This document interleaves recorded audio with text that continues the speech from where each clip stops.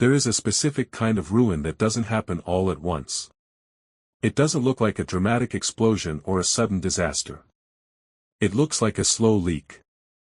It looks like waking up one day, 10 years down the road, and realizing that you are exhausted, hollowed out, and unrecognizable to yourself. You have given everything you had, your time, your love, your patience, to people who treated your soul like a resource to be consumed rather than a garden to be watered. Maybe you have a friend who calls you every time they are in crisis, but is suddenly busy the moment you need a shoulder to cry on. Maybe you have a partner who makes you feel like you are always walking on eggshells, terrified that one wrong word will set off a cold war. Or maybe you have a family member who wraps their criticism in a joke and then tells you that you are too sensitive when you bleed. You have probably told yourself, they don't mean it. You have told yourself, if I just love them harder, they will change. But here is the hard truth, you cannot love a toxic person into health. You can only love yourself into safety. Some people are not looking for connection, they are looking for a host. They are looking for someone strong enough to carry their baggage so they don't have to. And if you are not careful, if you do not learn to spot them early, they will drag you down into the deep water with them. Today, I am going to identify the 3 most dangerous types of toxic people. These are not just difficult personalities. These are dream killers. These are energy vampires. And identifying them is the first step to breaking the cycle and reclaiming the life that belongs to you. But before we name the first type, ask yourself this: do you often feel guilty for being happy around certain people? Because the first type of toxic person I'm about to describe has a secret weapon, and that weapon is your own empathy. Type number 1, the eternal victim, the crisis architect. The first type of person who will ruin your life is the eternal victim. At first glance, this person does not seem dangerous. They seem fragile. They seem unlucky. They seem to have the worst luck in the world. Every time you talk to them, there is a new catastrophe. Their boss hates them. Their ex was crazy. Their landlord is unfair. The world is out to get them. Your heart goes out to them. You are a helper. You want to save them. You offer advice, you lend them money, you spend hours on the phone listening to their woes.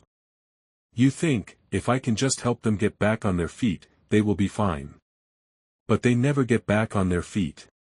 Because they are comfortable on the ground. The eternal victim is addicted to their own suffering. They do not want a solution, they want an audience. Every time you offer a solution, they have a reason why it won't work.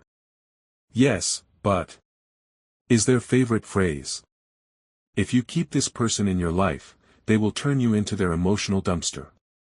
You will carry their stress, their anger, and their sadness. You will start to feel guilty for having a good day because they are always having a bad one. You will dim your own light so you don't blind them with your success. They will ruin your life by making you the permanent caretaker of their chaos. They will consume your time and energy until you have nothing left for your own dreams. Here is the secret: the eternal victim needs you to be the rescuer, because it validates their helplessness. But if you stop rescuing them, you will see their true face, and it is often not sad, but angry.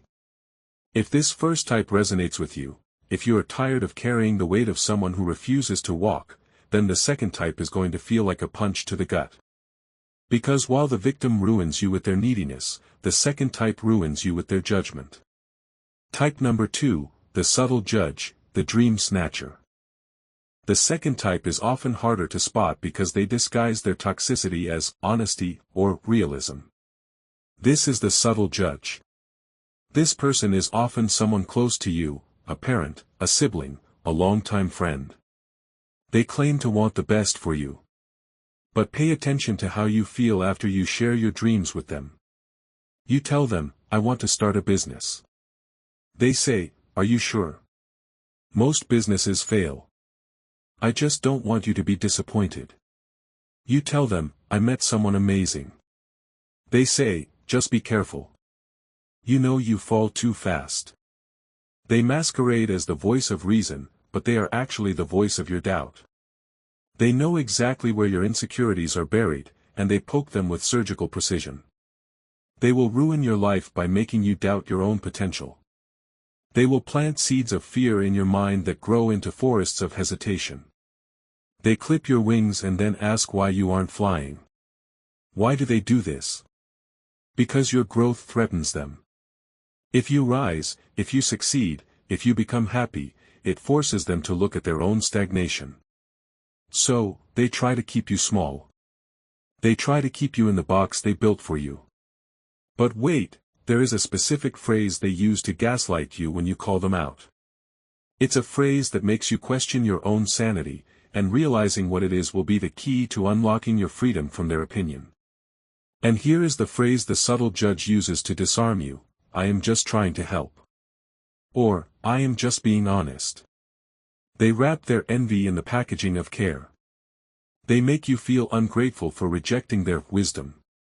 When you try to defend yourself, they say, you are too sensitive, or, you can't take constructive criticism.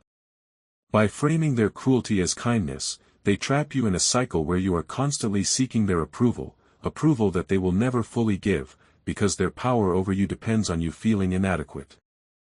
If the first type, the victim, drained your energy, and the second type, the judge, drained your confidence, then this third type is what will drain your very soul.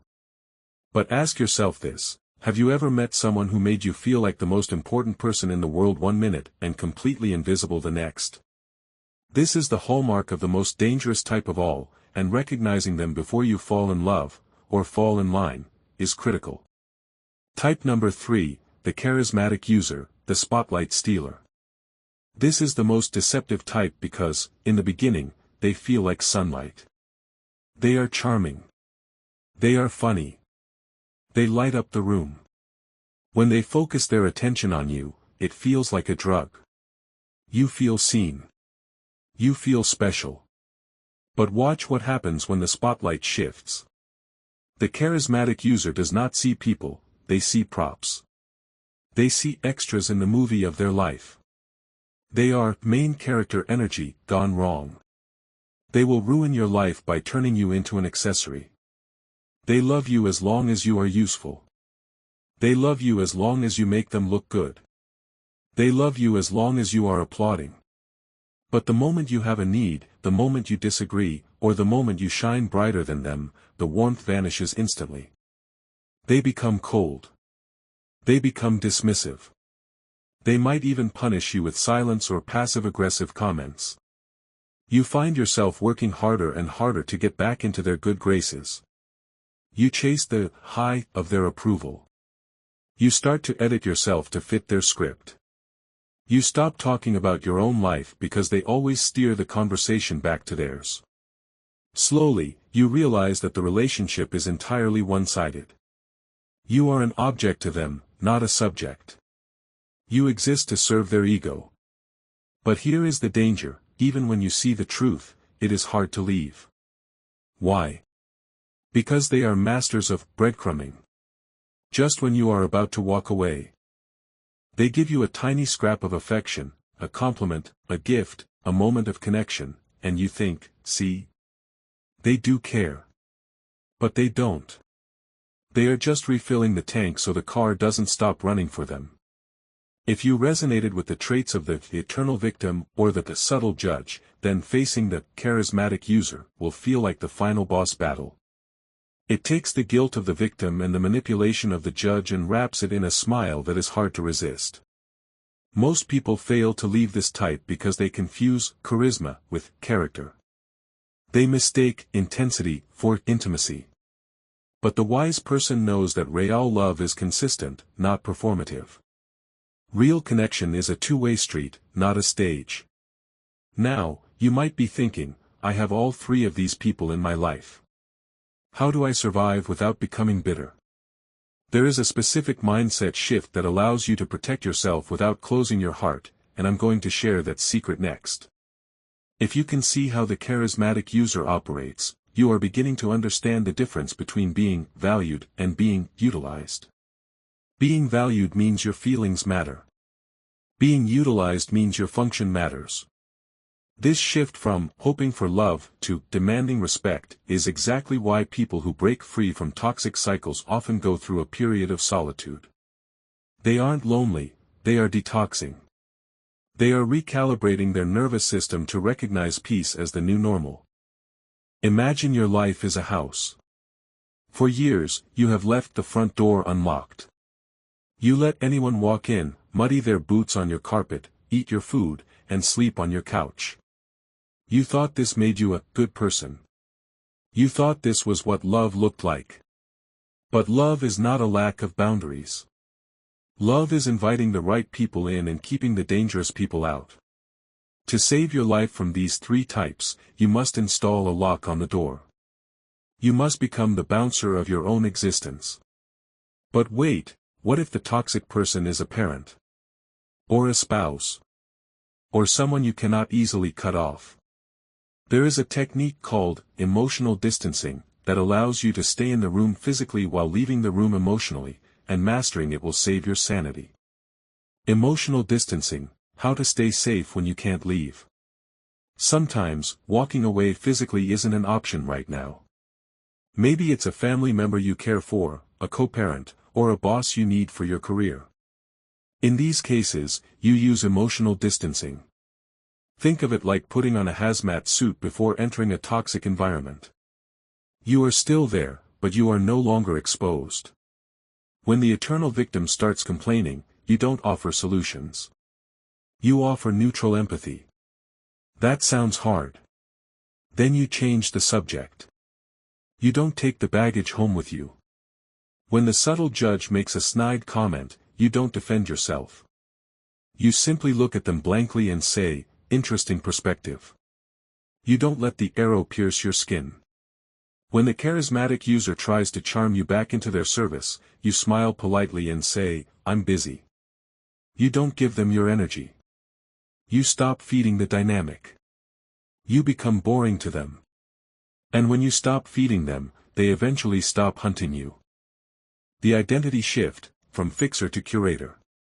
For too long, you have identified as a fixer. You thought it was your job to heal the broken, comfort the sad, and tolerate the intolerable. But today, you are stepping into a new identity. You are becoming the curator of your life.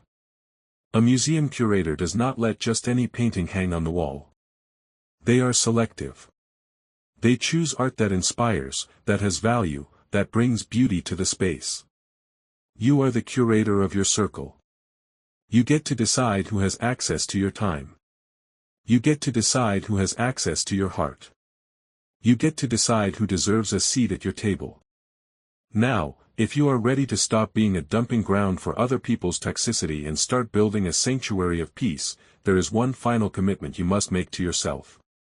If you resonated with the traits of the protective sage in our previous discussions, then this transition to the curator will feel like a breath of fresh air. It is the natural evolution of someone who has realized that their time on earth is finite. You no longer want the win of being the martyr. You want the win of a joyful life. The ultimate victory over toxic people is not revenge. It is indifference. It is living so well, so happily, and so freely that their chaos no longer registers on your radar. The 24-hour detox plan. Here is how I want you to start this process right now. Step 1, the audit. In the next 24 hours, look at your phone. Look at your calendar. Who are the people who fit these three types? Don't make excuses for them. Just label them. Victim. Judge. User. Clarity is power. Step 2, the energy seal. Pick one person from that list. The next time they reach out, practice the pause. Do not reply immediately. Wait 3 hours. Wait a day. Reclaim your time. Remind yourself that you are not on call. Step 3, the affirmation. When you feel the guilt creeping in, and it will, remind yourself, I am not responsible for their feelings. I am responsible for my peace. The final declaration. If this message has given you the courage you needed, if you felt a weight lift off your shoulders as you realized you are allowed to say goodbye, then I want you to make a public commitment. Go to the comments below and write these exact words. I choose my peace. Let those words be your shield. Let them be the moment you stop setting yourself on fire to keep others warm. You have spent enough time in the trenches. You have survived enough battles that were not yours to fight. It is time to come home to yourself. It is time to build a life filled with people who water you, not drain you. People who celebrate you, not tolerate you. Thank you for your time, your trust, and your beautiful, resilient heart. You are not hard to love. You were just loving the wrong people. The right people are out there. But they can't come in until you clear the space. Until next time, keep your standards high, your boundaries strong, and your heart open to those who deserve it. The Curator is in charge now.